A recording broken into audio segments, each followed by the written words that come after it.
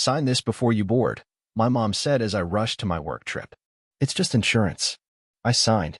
3 days later, my phone buzzed. You've been charged $48,700. Safari Experience X12. I opened Instagram, elephants, champagne, family toasts, then a voicemail from Dad. Well, technically it's your credit now. I texted back. Cool. Can't wait to not pay it. That same day, the card was frozen. Their booking was canceled. I filed for fraud. And that was just the first step. Sign this before you board, Mom said, sliding the paper across the kitchen island. Her voice was calm, too calm. It's just insurance. I was already running late for my flight, bag half-zipped, Uber waiting in the driveway, laptop charger dangling from my shoulder like a snake. The form looked like boilerplate, just a release of liability, or maybe medical power of attorney. She'd done this before, overly prepared, dramatic, just in case things. So I signed it without reading, scribbled my name at the bottom, kissed her cheek, and muttered something about calling her after I landed. 3 days later, I was in a hotel elevator in Seattle, halfway to a client dinner, when my phone buzzed. You've been charged $48,700, Safari Experience X12. I didn't blink, didn't breathe, just stared at the screen like it had misfired. 12 Safari tickets? What? My thumb fumbled to open my banking app. There it was, one single transaction, almost 50 grand. Gone. The merchant listed, Royal Horizon Safaris, South Africa. I hadn't left the country. Then Instagram lit up. My cousin Jenny, not exactly subtle, had posted a reel. Elephants in the distance, champagne flutes clinking in slow motion, a toast in a luxury lodge with a caption, when family means everything #blessed #safari dreams. My mom was there. My dad too.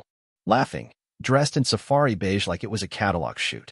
My sister, arms around her boyfriend, holding a glass of champagne like she'd earned it. And there I was, 7,000 miles away, watching it on my screen like a stranger. Then came the voicemail from Dad. Well, technically it's your credit now. No apology. No explanation. Just that smug, low chuckle he always used when he thought he'd won. I didn't call. I didn't scream. I just texted back. Cool. Can't wait to not pay it. That same day, I called the bank. Explained everything. Fraud. Coercion. Unauthorized use. They froze the card within hours. The booking was canceled. The trip unraveled. And that was just the first step. I didn't expect an apology. I didn't even expect a reply. But what I got? Silence. No calls. No texts. Just the familiar digital quiet that always came after they took something and hoped I wouldn't notice until it was too late. It wasn't even about the money at first. That part would come later. The part that still makes my blood boil. At the beginning, it was just disbelief. Because this wasn't the first time. Not even close. You don't wake up with a $48,700 charge and a phone full of champagne reels unless you've trained your family to believe it's okay. And I had. For years. It started with little things. Groceries. Last-minute flight changes. Just help us this month. You know how slow Dad's freelance work is. Emma lost her job again. Can you float her car payment? Every time it was just this once. Every time I believed them. Because I wanted to. Because I still thought I was the stable one. The one who didn't fall apart when the power got cut off, or the mortgage was overdue, or someone's dog needed surgery they couldn't afford. They called me dependable. They said I was the rock of the family. I thought it was love. It was just grooming. I checked the document I signed again, the one Mom had shoved into my hands before my trip. Buried in paragraph 4, in fine print barely visible without zooming in, was a clause. I authorized the use of this account for emergency family expenses, including travel and booking fees, up to the amount deemed reasonable by the undersigned's parents.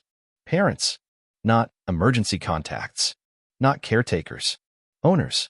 And somehow, I had given it to them. By the end of the week, I had more than just charges. I had receipts. I had screenshots. I had the group chat. It started as a mistake. My sister Emma forgot she still had me in the family banner thread on WhatsApp.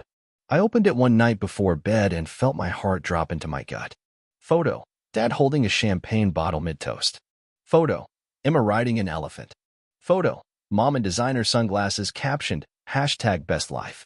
Then a message from Emma. Thanks again to our favorite little sponsor. He still thinks it was for Mom's birthday insurance. My name wasn't in it. But it didn't have to be. Then the comments followed. Cousin Mark. Classic. He'll probably cover the next one too. Uncle Richard. Tell him it was a data breach. He's too soft to press charges anyway. And then Dad. If he was smarter, he'd be here instead of in Seattle pretending to work. They weren't even hiding it. They didn't need to. Because I had taught them I wouldn't fight back. But they forgot something. I don't fight fair.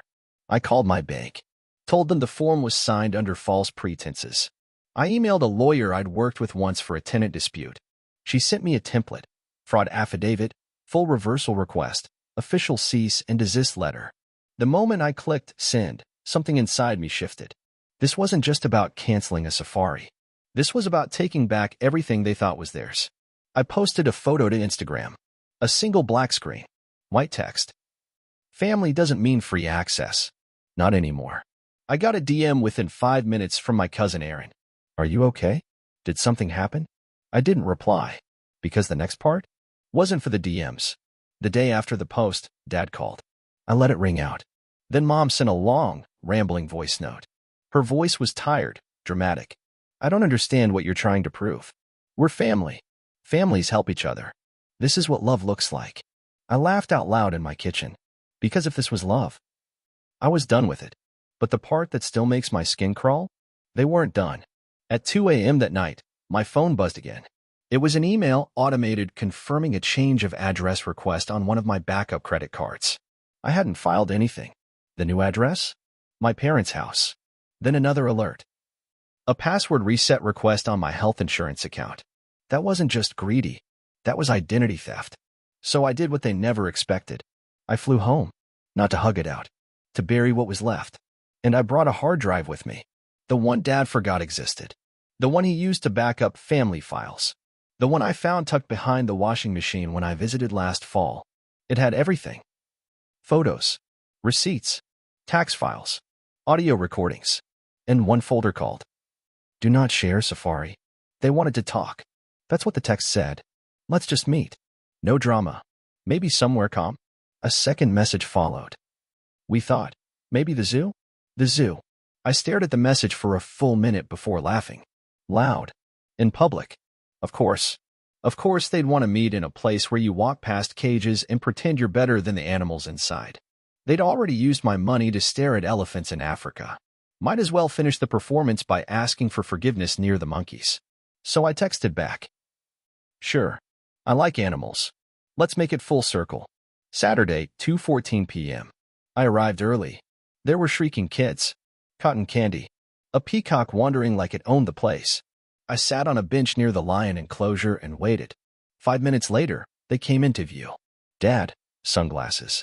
Mom, quiet and puffy-eyed. Emma, overdressed like she was on camera. They sat down across from me like we were about to feed ducks. Thanks for coming, Mom said, like this was a family picnic. Couldn't miss the chance to see wild creatures in their natural habitat, I said, sipping my iced coffee. Dad jumped in first. We didn't mean for it to go this far. You know how family is. I pulled out my phone and tapped a few times. Do you remember this? I said, and played a voice memo. Emma's voice, crystal clear. He still thinks it was insurance. LOL. Can't believe he didn't even check the paper. I tapped again, a second clip. Dad's voice. Well, technically it's his credit now. Mom flinched. You've been recording us? She asked, shocked. Nope, I said. Just pulled the audio from Emma's Instagram stories before she deleted them. Rookie move. I reached into my backpack and pulled out a folder. Inside. Printed Safari booking confirmations. Screenshots of their chat. The forged insurance document Mom slid under my pen. A spreadsheet of every transaction.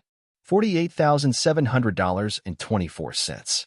I laid it all out across the bench like food for vultures. This is the bill. You've got 10 days. Then the lawyer takes it. Dad crossed his arms, voice rising. You're seriously doing this here? At the zoo? In front of strangers? Oh, I thought this place was fitting, I said, smiling tightly. You already went on safari once. I figured I'd let you see what a real predator looks like. Emma exploded. You're insane. You're acting like we murdered someone. It was money. Exactly, I cut in. My money. My name. My credit score. My liability. And you threw a champagne toast with it. You're blowing this out of proportion, Mom tried. I held up the contract she tricked me into signing. You forged a signature while I was running to catch a flight. You laughed about it. You posted elephants and emojis while I was eating dollar ramen in a hotel lobby. So no, I'm not blowing this out of proportion. I'm finally scaling it properly. Dad stood. You really want to go to war over this? Over some paperwork? No, I said, standing up too. I already fought my battle. You just didn't notice because I did it in silence. I took a step back and looked at them, sitting there among snack wrappers, strollers, and the distant sound of seals barking. You have 10 days. The bank's watching. The lawyer's waiting. And I'm done pretending you didn't know what you were doing. I started to walk away, then turned one last time. Behind them, a large zoo sign stood on a post. Please do not feed the animals. I nodded at it. Good advice. I wish I learned that sooner. I didn't look back. Not at them. Not at the past. Not at the lies in Zucinidaire. Because they brought me to a place full of cages. And I walked out the only one who was finally free. They didn't disappear.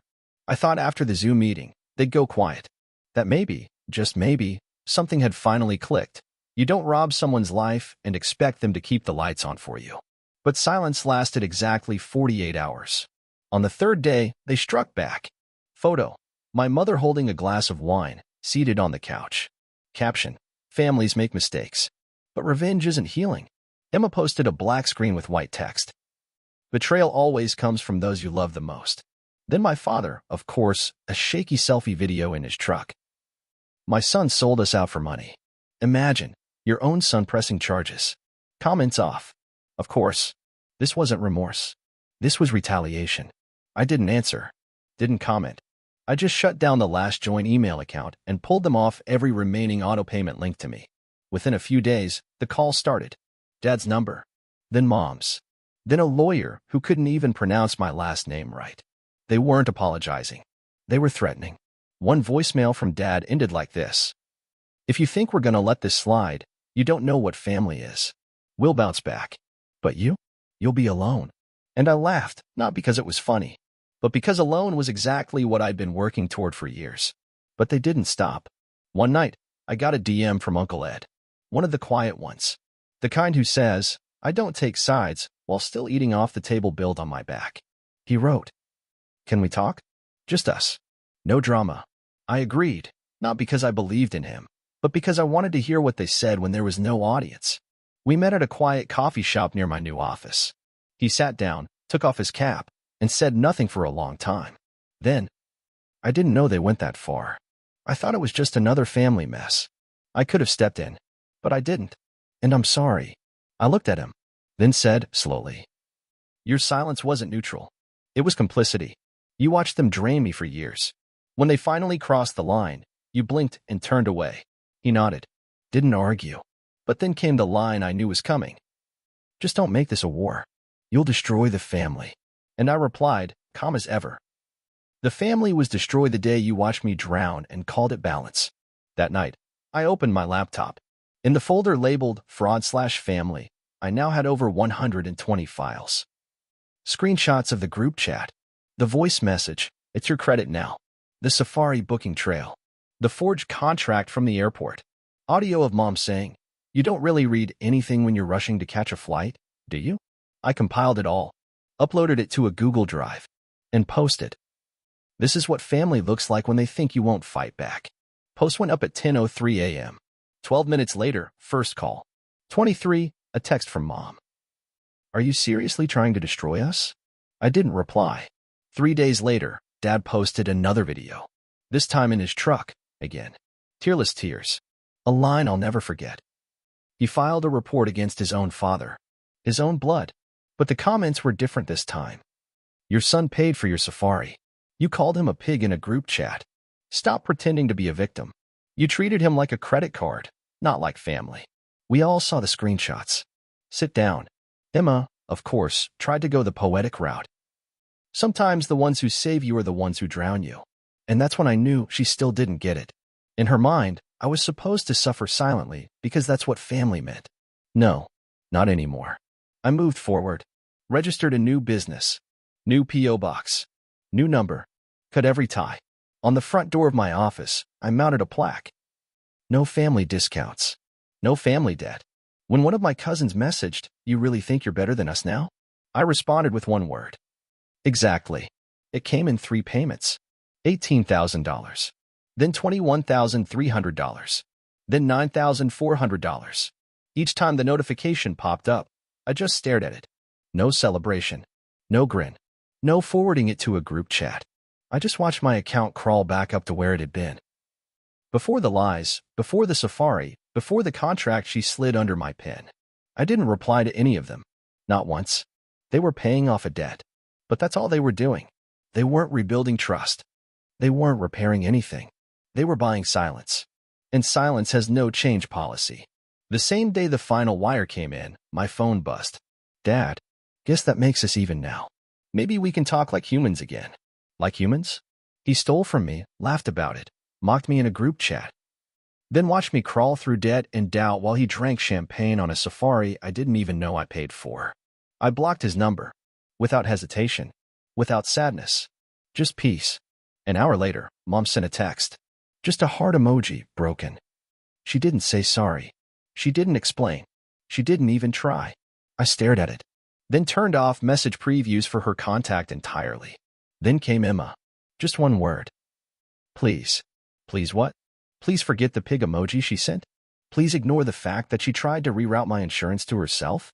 Please forgive the safari photo dump that she posted while my card hemorrhaged? I muted her for good. No reply. Not even anger anymore. Just distance.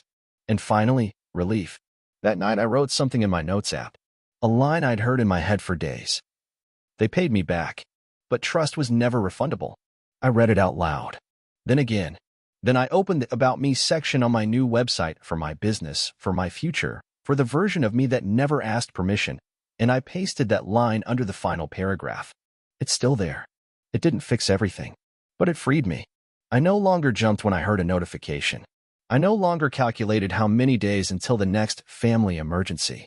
I no longer confused love with obligation. I started eating at real restaurants. Paid cash. Sat at a table, alone, and didn't check my phone once. Not for likes. Not for guilt. Not for them. A month after the last payment, I got tagged in a post. Second cousin. Trying to go viral. Imagine turning on your whole family for a few grand. That was the caption. It had 3 likes. I didn't reply. Didn't report. Didn't even screenshot. I just blocked. Because I hadn't turned on my family. I just stopped turning off my worth. I cleaned house. Every shared Google Drive. Deleted. Old family Dropbox. Nuked. Shared bank logins. Closed. Every emergency fallback contact. Removed. VPN. 2-factor auth. Biometric locks. I wasn't paranoid. I was done being accessible. The final line? The one I hadn't crossed yet? My number. I went to a phone store midweek. No lines. Just calm. The clerk asked what I needed. I want a new number. Completely new. No transfers. No records. He paused. Want to keep your contact list? I smiled. No. I want to see who actually remembers me. 10 minutes later, I walked out clean. New SIM. New life. New silence. I drove to my office. Parked. Looked up at the glass door. Until that day, the plaque read. Open by appointment. I'd ordered a new one last week. It had just arrived. I peeled the old one off. The new one said, built without borrowed blood. Screwed it in. Tight. I didn't cry. Didn't shake. Didn't call anyone to say, look what I did. Because there was no one left to call. And that wasn't sad. That was freedom. Some weeks later, I met someone new, not romantically. A potential collaborator for a project. We were having coffee. They asked, politely, so, do you come from a big family? I took a long sip. Set the cup down. Then said, I used to. Now I just come from myself. They nodded, no follow-up. And I knew I was finally in the right room. One more thing.